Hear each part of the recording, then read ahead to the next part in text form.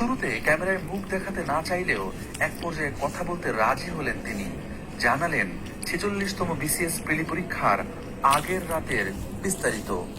46 বিশেষের প্রশ্ন সাজুদুল ইসলাম সাজু আমাকে মোহাম্মদপুরে পাঠালো। মোহাম্মদপুর থেকে আমাকে একটা বাসায় নিয়ে গেল। বাসায় নিয়ে যাওয়ার পরে ওখানে আমাকে সকালের দিকে 200 মার্কের এমসিকিউ দিল। ওইটা আমি পড়লাম। পড়ার পরে হলে গিয়ে দেখি কমন পড়ছে। আচ্ছা, কত টাকা পিলিতে কত টাকা গন্ডক হলো? 1 লাখ টাকা নিয়েছে। এই সাজুই হলেন পিএসসির কর্মচারী সাজেদুল ইসলাম, যার মাধ্যমে মাহমুদুলের মতো অনেকেই পরীক্ষার আগের রাতে প্রশ্ন পেয়েছেন। মাহমুদুলের বক্তব্যের সূত্র ধরে খুঁজে বের করি আরেক শিক্ষার্থী রুবেলকে। ঘটনার আকস্মিকতায় হতভম্ব রুবেল নিজের পরিচয় গোপন রাখতে বারবার অনুরোধ করছিলেন।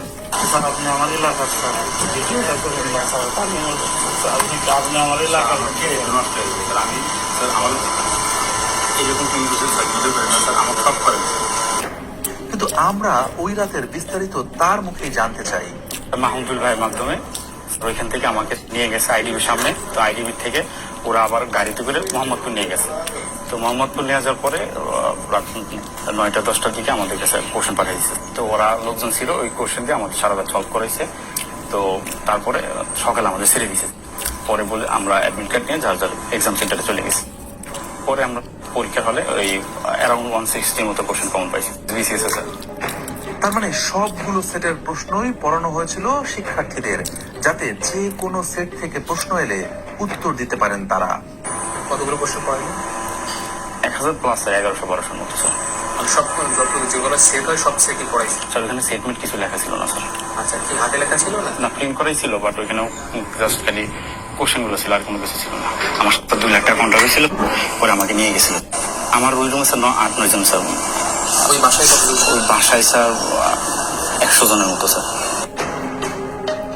চুক্তিবদ্ধ শিক্ষার্থীদের প্রশ্ন পড়ানোর একটি গোপন বুথেই খোঁজ মিলল শতাধিক শিক্ষার্থীর।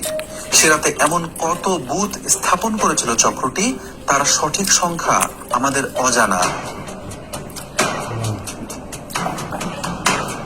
মাহমুদুল ও রুবেলের মতো আরো 6 শিক্ষার্থীর নাম পরিচয় নিশ্চিত হয়েছে টিম সার্চলাইট, যারা প্রশ্ন পেয়েছিলেন।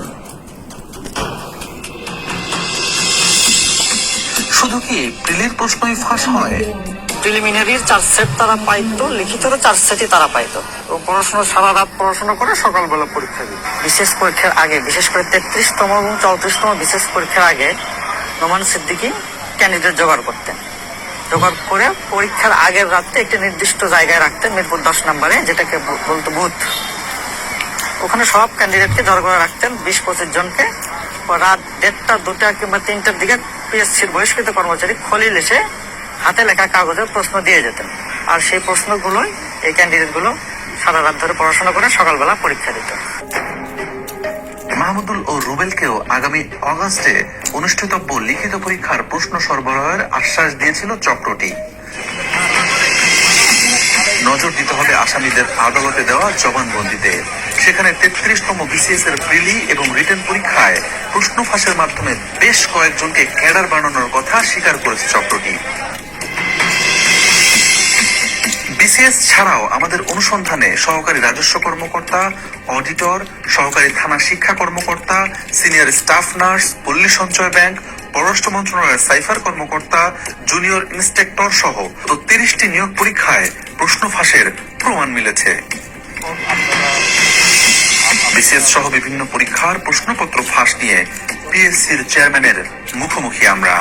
প্রশ্ন পরীক্ষার পর আমরা মিলিয়ে দেখেছি, না হুবহু মিলে যায় আপনার প্রশ্নের সাথে?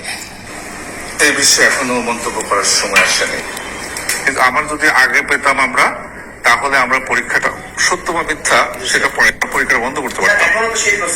আমরা পরীক্ষাটা আমরা বন্ধ করতে পারতাম, তাহলে এই বদনামটা আমাদের ঘাড়ে আসতো না। পিএসসির যে কয়জন কর্মকর্তা কর্মচারী সিআইডির হাতে গ্রেপ্তার হয়েছেন, এদের সবার বিরুদ্ধে বিভিন্ন সময়ে প্রশ্নপত্র ফাঁসের অভিযোগ ছিল। সেই সব অভিযোগের কয়েকটি সত্যতাও খুঁজে পেয়েছিল পিএসসি। হাতে গোনা কয়েকজনের জন্য